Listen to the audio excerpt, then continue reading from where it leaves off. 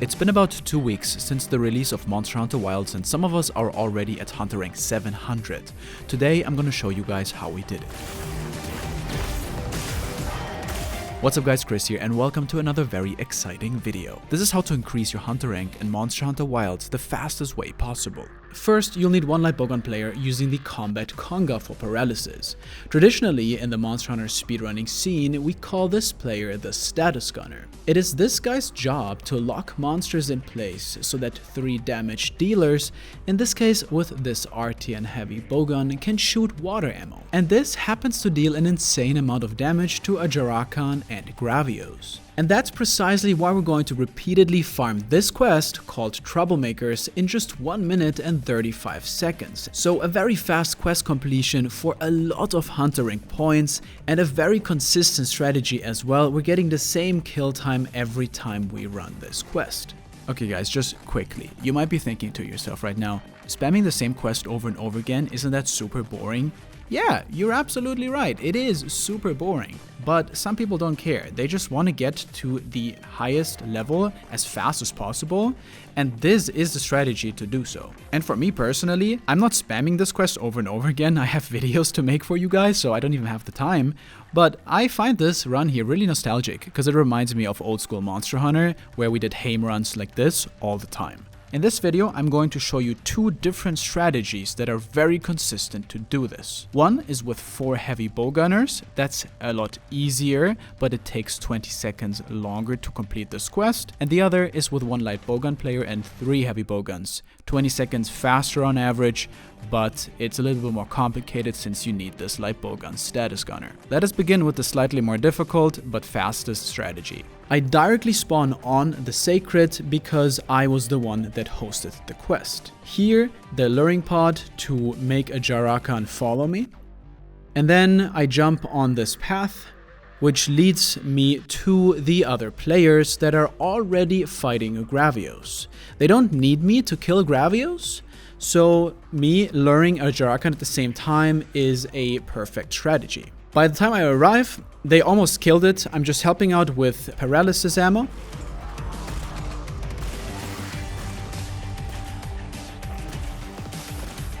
And then I'm getting ready, activating the rapid fire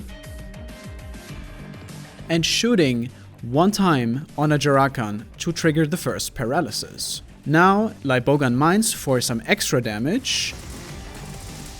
And then I am waiting for the right timing to put my shock trap down. I'm waiting for as long as I can in order to extend the lock time for the heavy bowgun players. Now I need to be fast here. I need to shoot 4 shots of rapid fire paralysis in order to trigger the next paralysis. And now I trank and I put a pitfall trap down. Keep in mind the pitfall trap takes longer to place than the shock, so you need to put it sooner. And then a large barrel bomb, and that's already it. Very consistently killed in 1 minute and 35 seconds, the fastest way to increase your Hunter rank in Monster Hunter Wilds. Unlike me, the heavy bowgun players spawn in this camp, which is a lot closer to Gravios. In Monster Hunter Wilds, you can actually buff yourself with Demon Powder, Might Seed and other buffs before the quest begins. This allows you to just start shooting right away. And their part is even more simple. Just shoot water ammo until Gravios dies. One thing to pay attention to is the critical distance, so try to keep a similar distance to Gravios like shown here. If you are in the critical distance, the reticle looks like this, and outside of the crit distance, it looks like this. Also try to perfect guard the Gravios screams. If you guard normally, then you'll have a bigger knockback animation, which slows you down a bit.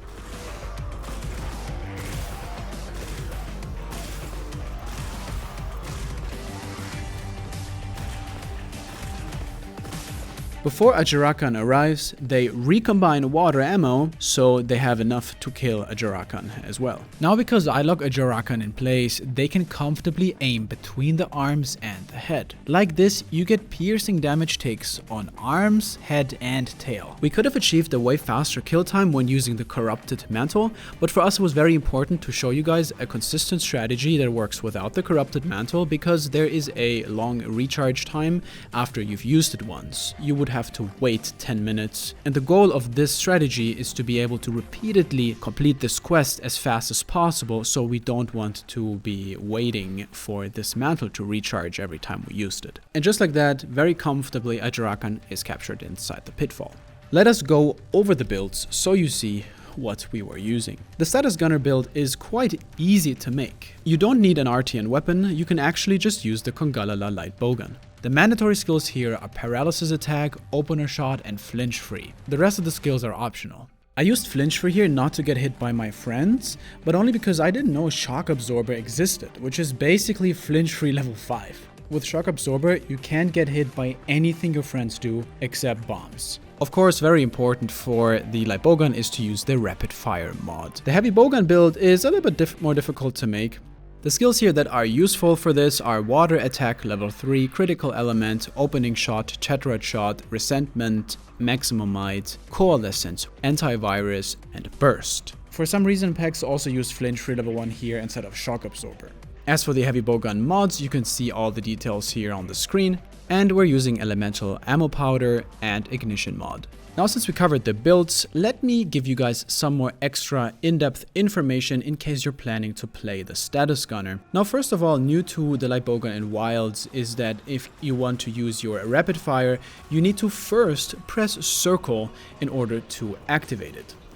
Once you did, you will shoot a second paralysis ammo shot with this bowgun every time you shoot once. So basically it'll be 2 shots instead of 1, and that gives you a total of 6 paralysis shots for each magazine. Every time you sheath, this rapid fire will be deactivated, so once you unsheath it, you have to press circle again. When placing down your traps, timing is very important. Make sure you wait for as long as possible until you place your trap for your heavy bowgun players to have a longer time to deal more damage. If you put your shock trap down too fast, you might interrupt the paralysis animation and the lock sequence will be shorter. If you put your shock trap too late, then the monster might start moving around and then the run starts to become chaotic. But don't worry if you're not sure about the right timing.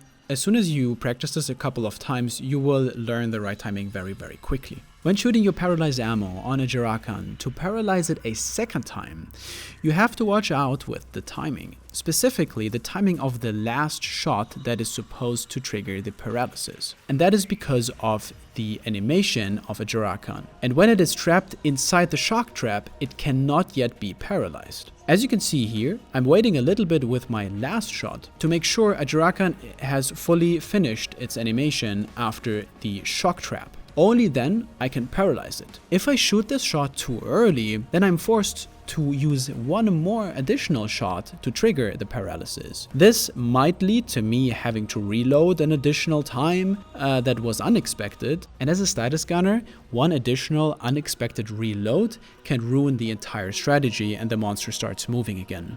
There's one very specific tip about the light bowgun that most players don't know, and that is actually very important. There are 2 different ways of unsheathing the light bowgun. One is with triangle and one is with R2, and it's different.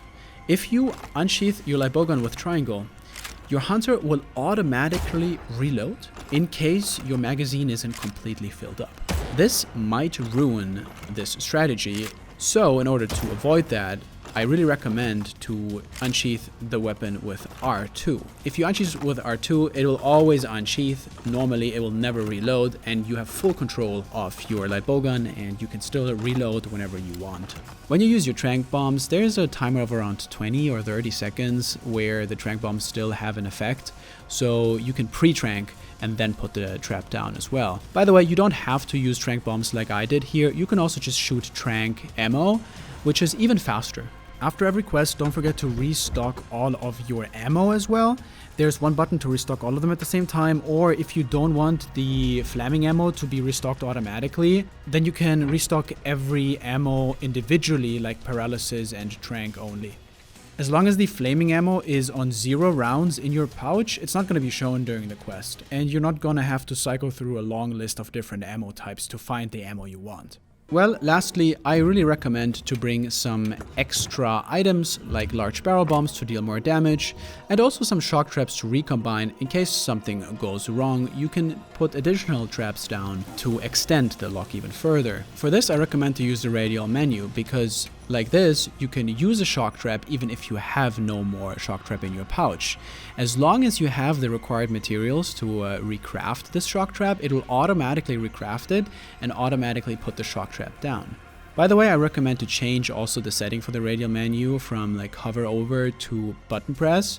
This way you don't accidentally use items on the radial menu, but you first tilt your joystick into the right direction and then you press on the joystick. This is a way more comfortable way of using the D-pad, at least for me. Of course, you should also bring some flash pods. This also is very, very handy to make sure that a Jarakan doesn't come after the heavy bowgun players and they can keep shooting. Shout out to these Japanese speedrunners for giving us the idea for this quest. All we did was tweak their strategy to streamline it so it's more consistent to run without the Corrupted Mantle and without the Artian light bowgun needed. Special thanks to Artemis, who's more experienced with status gunning and especially in wilds, so he gave me some tips before I made this video. And also huge thanks to the boys Pex, Zecay and Agonix for speedrunning this with me. If you guys like this video, I would really appreciate if you guys hit the sub button. We're moving slowly but surely towards 1 million subs. And until then, guys, happy hunting. Catch you in the next one.